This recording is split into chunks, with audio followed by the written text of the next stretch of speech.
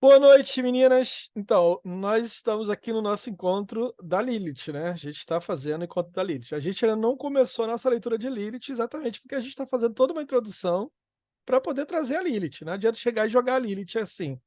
Infelizmente, eu tenho, nas minhas pesquisas, eu tenho visto que ou a Lilith ela é lida dentro de um rigor acadêmico, teológico muito sério, ou ela vem pela mística, né? Vem pela coisa da superstição, da adoração de bruxas, de gente se pintando de lua.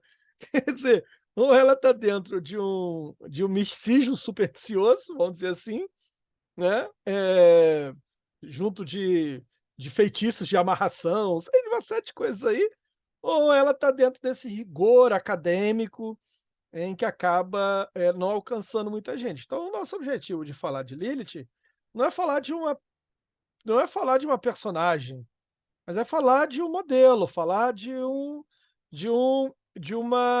eh, de uma personificação que foi feita ao longo da história, daquilo que na verdade seria uma espécie de um arquétipo, né, vamos trabalhar aqui a figura junguiana, do que é o feminino selvagem.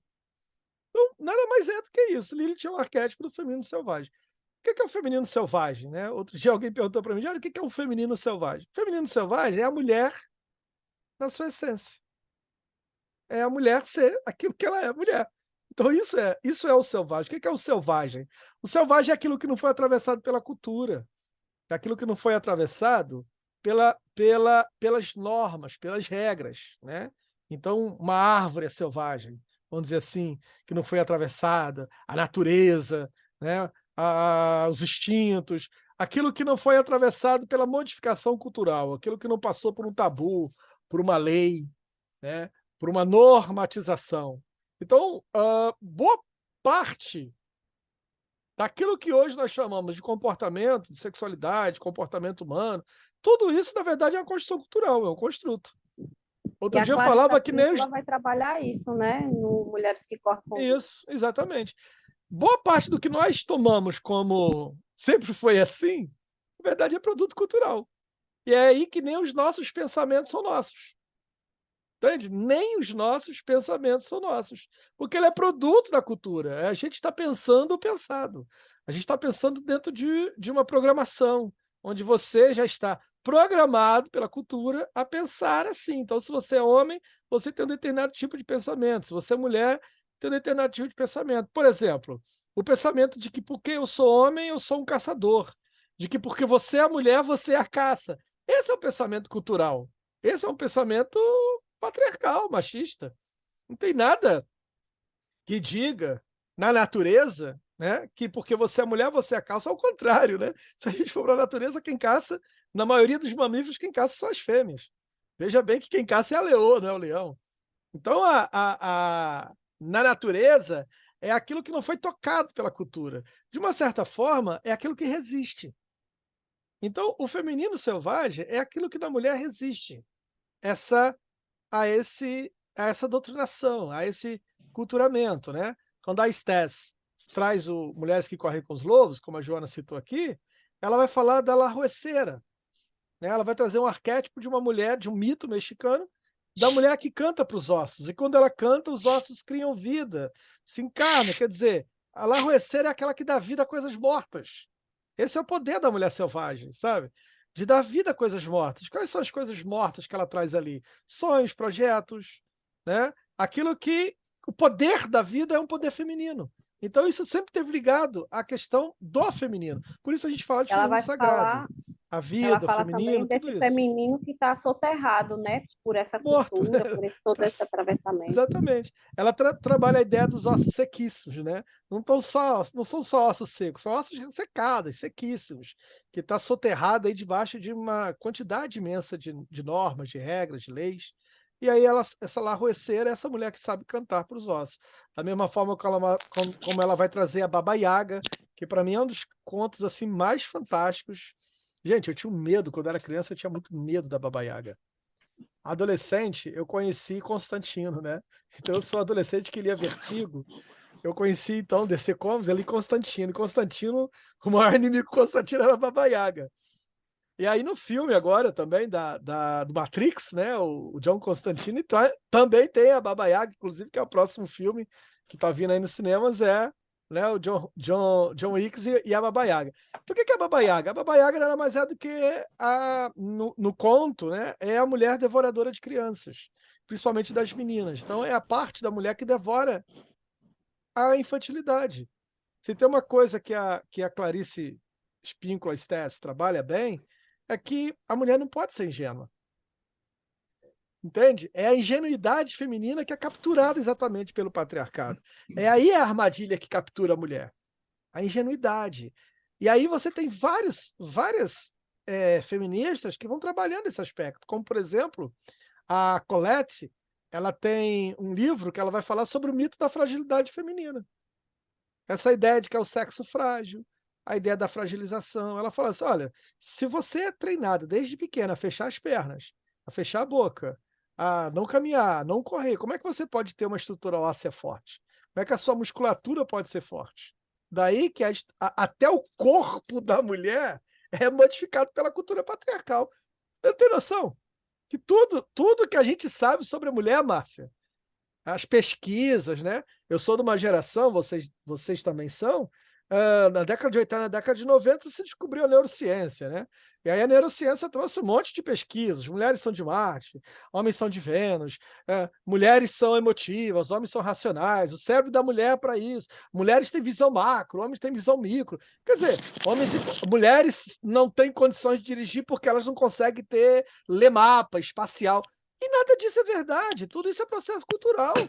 Se eu coloco você dentro de uma caixa, eu vou modificar toda a tua estrutura, inclusive neuronal, inclusive de pensamento, inclusive de tudo. Ou seja, todas as pesquisas que nós temos que dizem mulheres são mais isso e homens são mais aquilo, na verdade são produções culturais.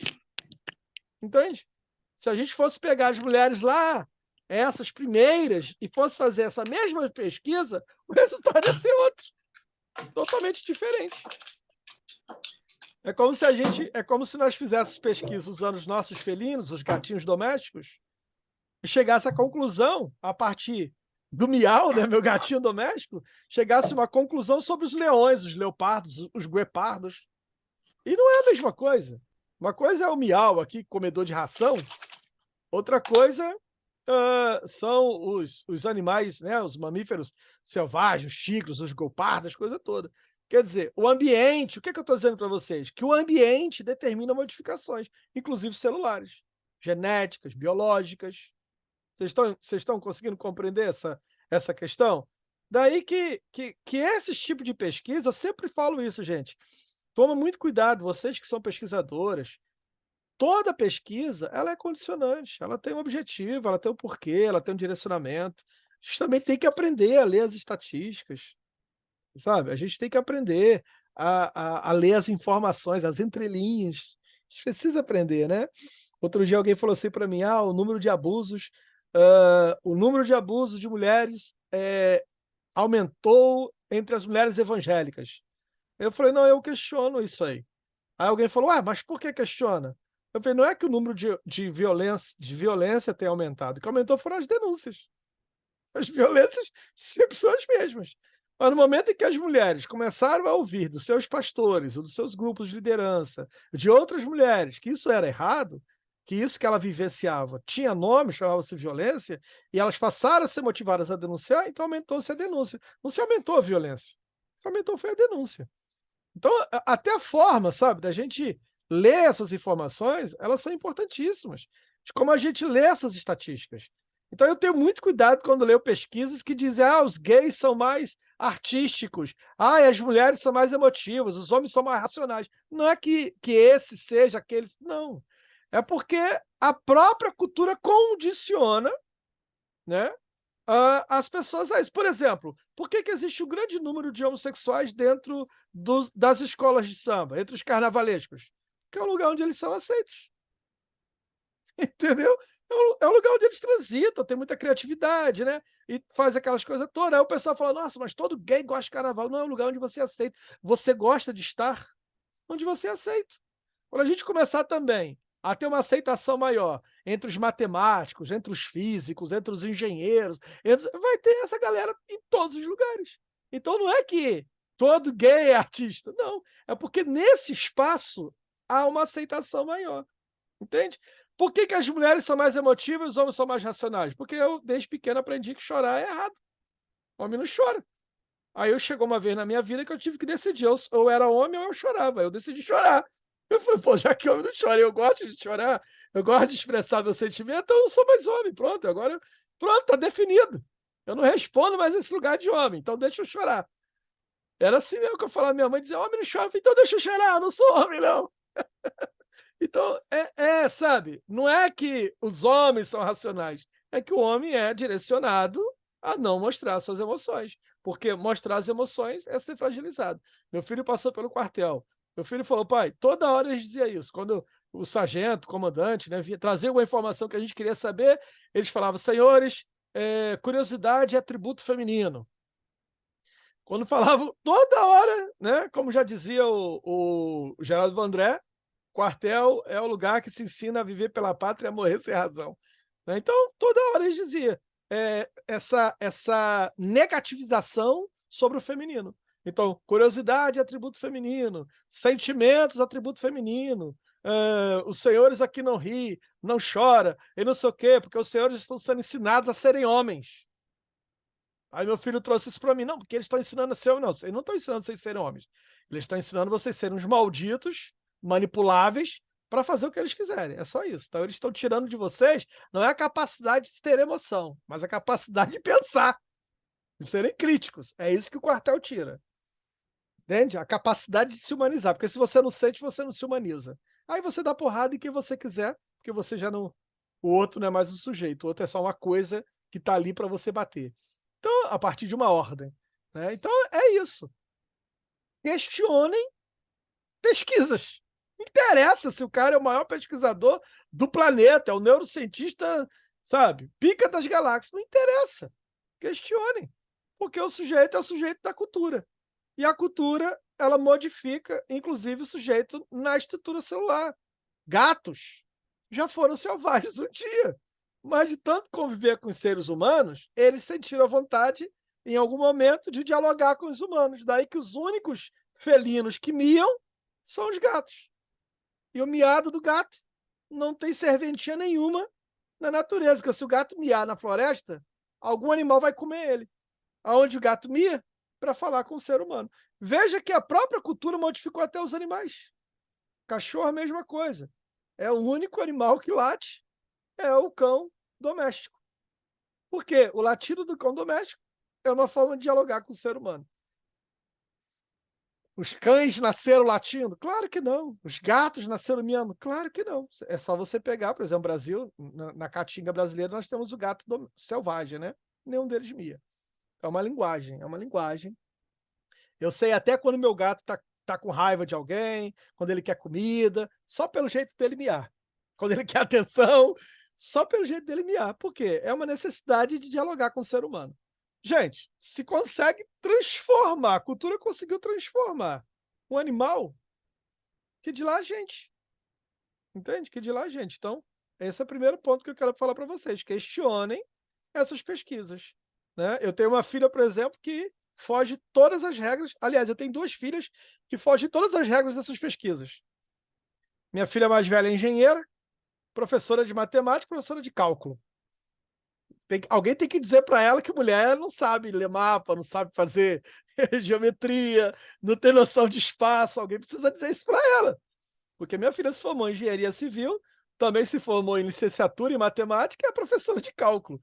Dá aula para um monte de homem, que não tem a menor noção de espaço de geometria.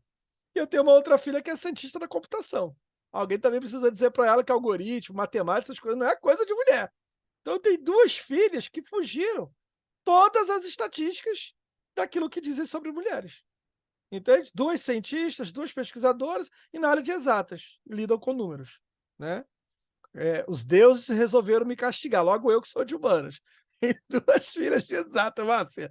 Castigo das deusas. E é isso, entende?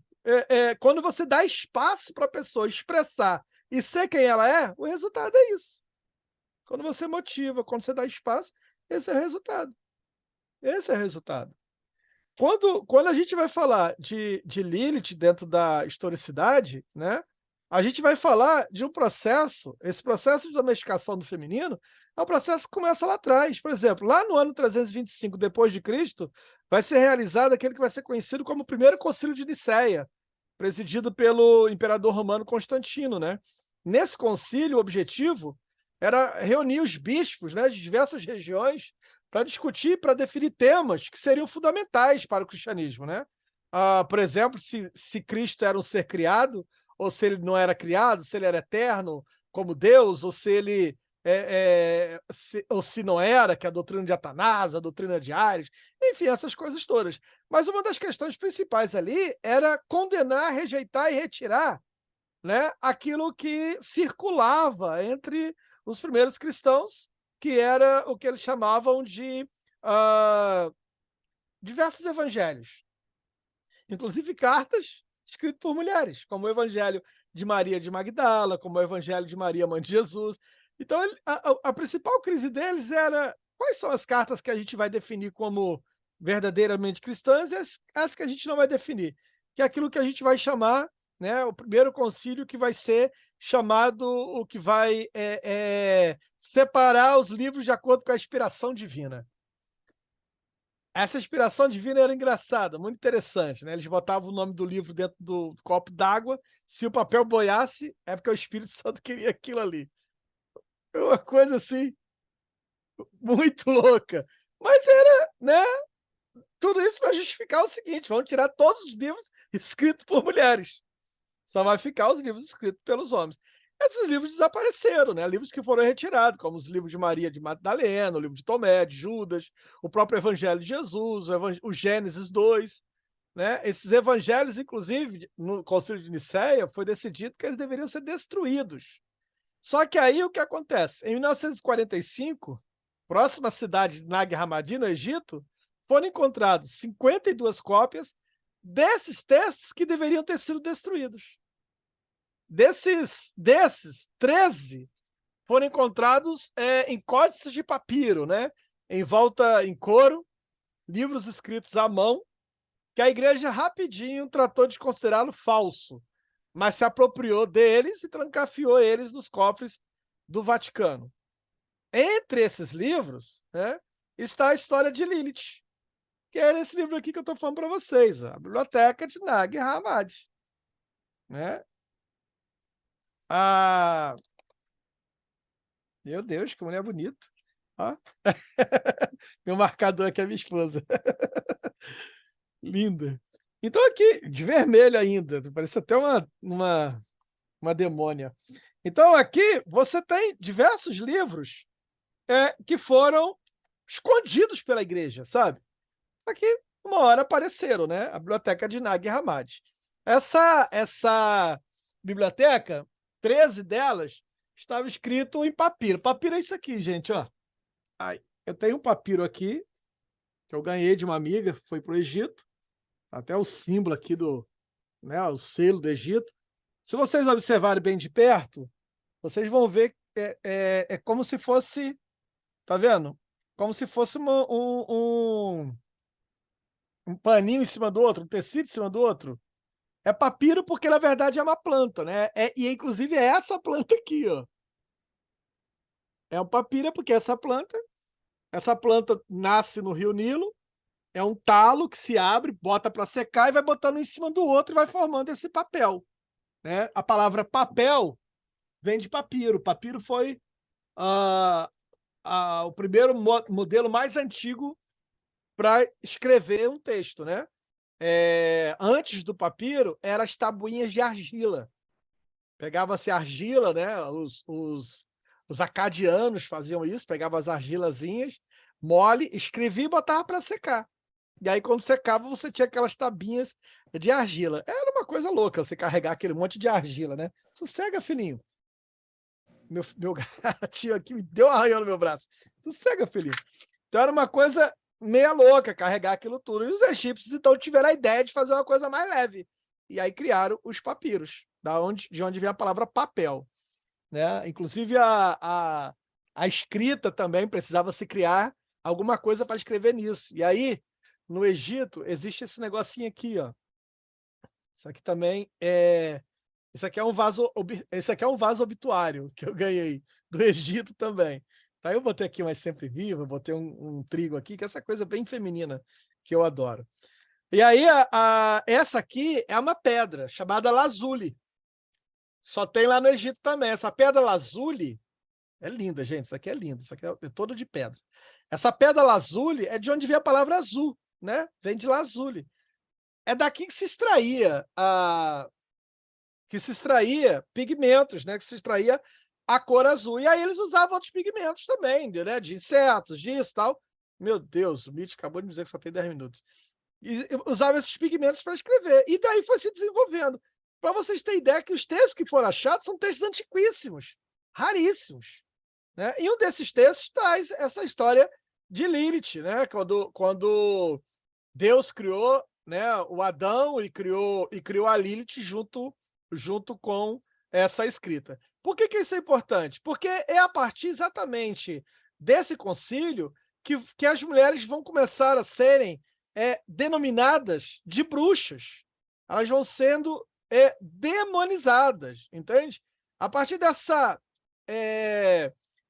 dessa demonização, por exemplo, o termo bruxaria vai aparecer no ano de 589, referindo-se às Campinas, né? Então, os inquisidores colocaram isso como uma nova seita, uma seita que homenageava o diabo, que profanava a cruz.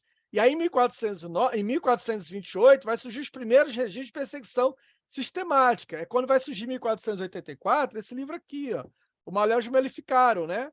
É o Martelo das Feiticeiras, que vai se tornar o manual sagrado para os inquisidores. E aí, durante 3 séculos, foi utilizado esse livro para demarcar a sabedoria dominadora como manual de detecção e punição às mulheres. Aí as mulheres, a partir daí, não tem como mais. A partir daí, as mulheres estão para sempre marcadas como cúmplice dos demônios através da relação íntima. Entende? O mal se encarna na mulher, trazendo desgraça à humanidade. E aí você tem uma solidificação de uma eterna luta de poder do homem sobre a mulher. As estruturas do patriarcado vão se solidificar, a repressão da mulher e do prazer vão se tornar a base para a perseguição, e a transgressão sexual remete à transgressão da própria fé. Então, é impossível a gente falar desses processos se a gente ignorar que a base de tudo isso é religião, cara. Entende?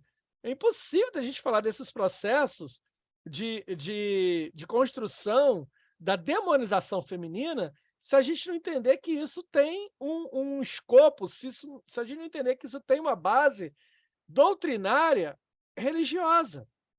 Entendeu? Então, falar desses temas, Joana, causa muito estranhamento, causa muita angústia nos ouvidos de algumas pessoas, porque vai mexer na base da fé de cada uma delas, entendeu? Esse processo, Maria Tereza, deu tão certo que, a partir daí, todos os processos de colonização passaram a ser demonizados. Porque deu certo com as mulheres. Não é à toa que a Gerda Lerner vai dizer que o primeiro projeto de escravização, antes de se escravizar a primeira pessoa negra, se escravizou as mulheres. As mulheres foi como é que a gente pode dizer? O primeiro projeto. Entende? Então, o primeiro projeto de escravização no mundo não é racial, é de gênero.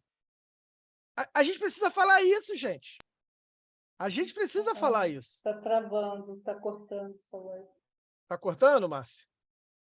A gente precisa falar isso, que o primeiro construto de escravização no mundo, Voltou. ela não é racial, ela é de gênero. O racial veio depois. O gênero veio primeiro. E também não é de um gênero qualquer. É o gênero feminino. É a partir daí. A partir da questão da identificação do gênero feminino com o mal, da identificação do gênero feminino com o desejo, da identificação do gênero feminino e a personificação do demônio, da figura de Satanás, da sexualidade feminina como uma coisa pecaminosa, como aquilo que conduz o homem ao inferno. A partir de toda essa simbologia ao longo dos anos, né? O caldeirão da bruxa como arquétipo da vagina, né?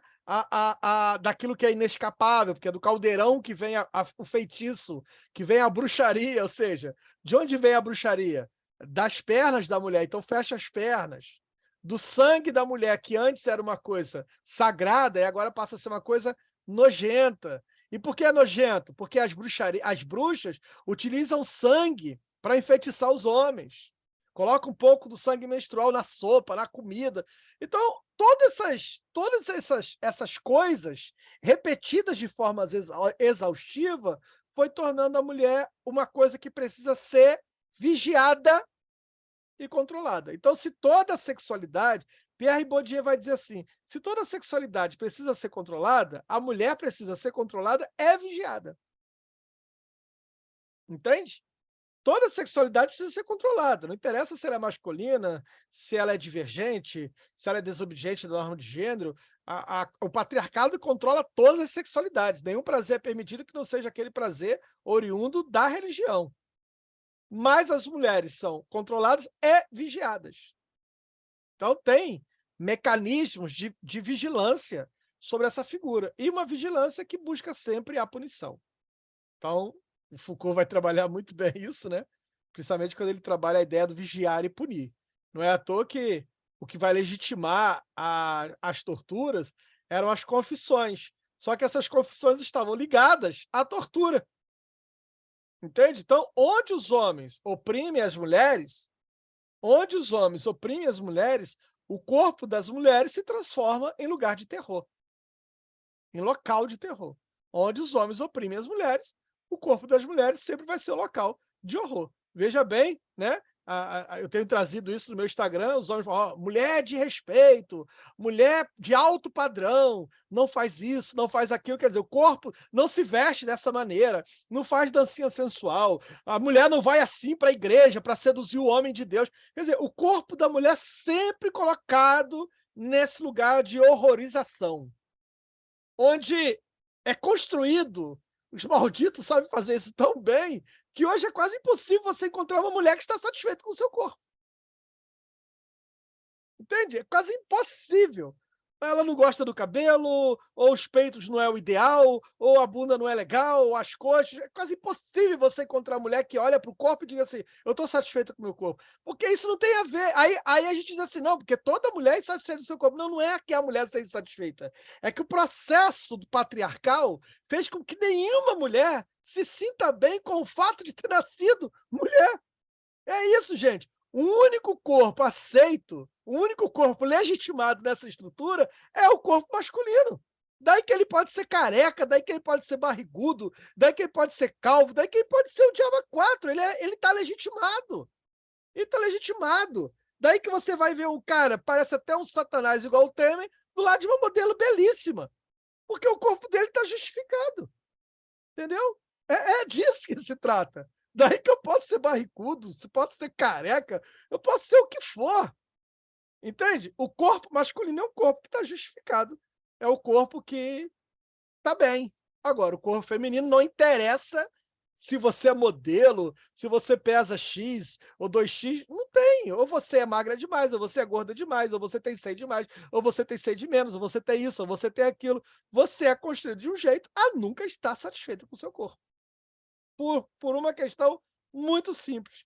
Onde houver homens oprimindo mulheres, o corpo das mulheres sempre serão transformados em local de horror. É daí que o Pollack vai falar sobre o mito da objetividade, né? O mito que originou da imagem de um Deus sem corpo, constituído somente de mente, né, com um total desligamento do mundo material. A ausência da subjetividade do teórico, colocado na transcendência, né, aproxima o estado puro das coisas, da verdade absoluta, como o Deus patriarcal. Então a gente adora, no patriarcado, um Deus cabeça, um Deus sem corpo, masculino, desprovido de corpo, que implica numa sociedade que trate as mulheres como inferiores, ou como propriedade dos homens.